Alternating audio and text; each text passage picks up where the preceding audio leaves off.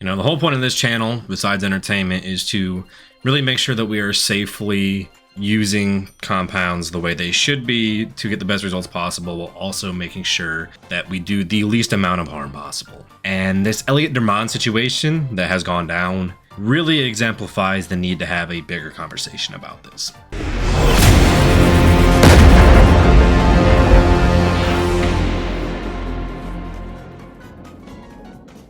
So Elliott Dermond, he is a amateur bodybuilder. He's very close to winning his pro card. I think each time he's done the pro qualifier, he's had to pull out because of health issues. But as you can see from this guy's physique, like, he definitely has a pro ready physique. No ifs, ands, or buts about that. I want to be a little careful about what I say here because I don't want this to turn into an accusatory video either. He seems like a really good guy, and I know a few people that he coaches. He does not seem like he's reckless with his clients, but he does have a few Boston Lloyd type tendencies, it seems, and he's also posted about this the other day. So he posted yesterday that he had to pull out from another competition. On his Instagram post, he said that his heart rate had not been under 110 beats per minute in over a week. That is red flag number one. A healthy heart rate is under 100 for an unhealthy individual. Typically, a really healthy individual, your heart rate's going to be under 70 beats per minute. So his was almost double that, and if it wasn't under 110, it was likely sitting 120, 130, 140, somewhere within there. He was having chest pains, muscle spasms, difficulty breathing, extreme fatigue and weakness,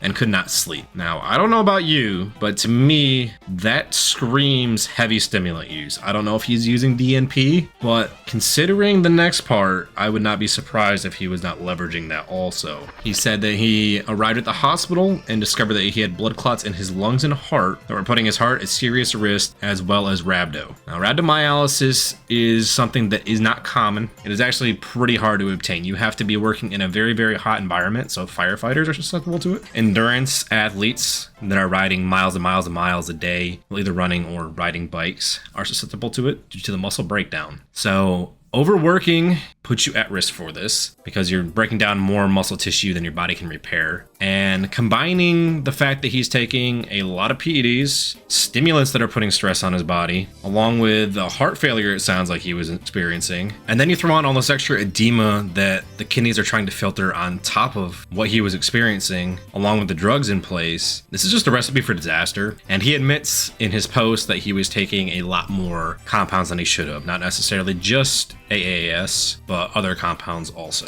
I would be willing to bet that his anabolic use was pretty high, considering he admits that he went well over what his coach had recommended and was not telling his coach what he was taking. That in itself is a big red flag, and a reason why a lot of guys get dropped by coaches. Like, if your coach is recommending something, they're doing it for your health and safety, especially if this is a trustworthy coach. And I imagine someone of his status has a coach that actually gives a shit. We all know there's some out there that are just terrible coaches that don't even check it on their clients, but I highly doubt that his was, considering he was saying he was lying to his coach about what he was taking. But this is really just a cautionary tale, guys, that you don't have to blast to this sky to see results. Now, Elliott, for being only 25 years old, has an insane physique, and you can see in his previous posts that he was a big Dallas McCarver fan. Now, considering this is the fourth time he's had rhabdo, and now he's having blood clots, heart failure, and other significant health issues, all before the age of 26 where Dallas passed away, unfortunately, it looks like he is speed running, ending up the same way as Dallas if he doesn't tone it down a little bit.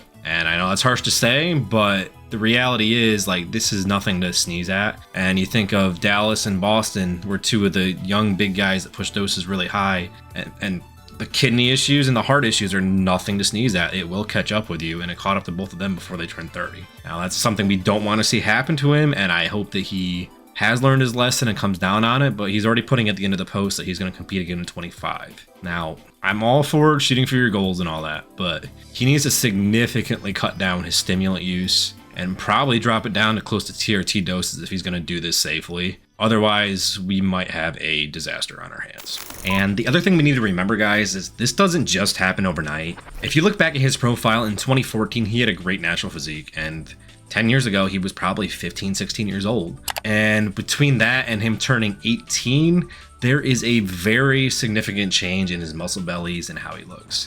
So I'd be willing to bet somewhere between 16 to 18 years old, he started using PEDs. So at this point, he's been using them from roughly 8 to 10 years, and it's starting to catch up to him. So there's your cautionary tale on starting early. If you start early and you blast high like he was, it's going to catch up to you at an early age.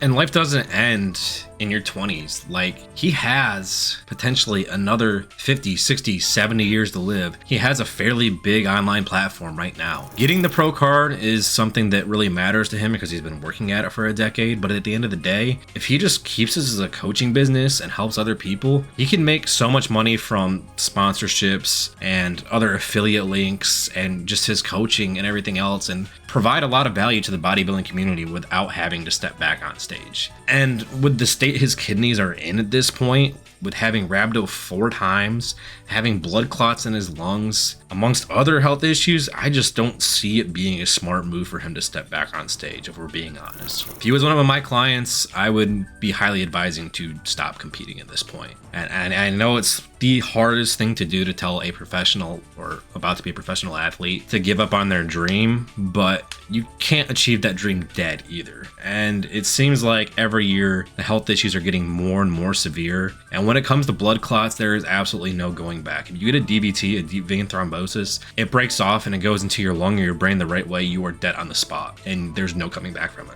That's why when we have surgeries at the hospital, for the first 6 weeks or so, they're really careful with patients, keeping them on blood thinners, checking the calf to make sure, hey, there's no blood clot developing down in the lower leg, and they don't let you fly for about 6 months because there's a very high potential for that to happen. And if it happens, there's no going back. Like, at best, you can have a stroke where it goes to your brain and you lose function on one side of your body. That's at best case, if they don't catch the clot in time and break it up. So this is no laughing matter, nothing to make fun of. We're not making any light of the situation. And I am a little harsh about my assessment of it, but being someone in the medical field and seeing what can happen when people have blood clots, I really don't think this is a good idea to continue pushing. And ultimately, it sucks that something like this has to happen to make this point, but at least he's alive, and it's a good learning moment for everyone in the community here. That we need to be on top of things. You need to do your blood work. You need to work with a coach that has things under control, that is monitoring your health, making sure you stay healthy. And if that coach steps over the boundaries and wants you to do something you're not comfortable with, you need to let them know. And if they don't have a backup plan or some way to manage around it, then it's time to find a new coach at that point.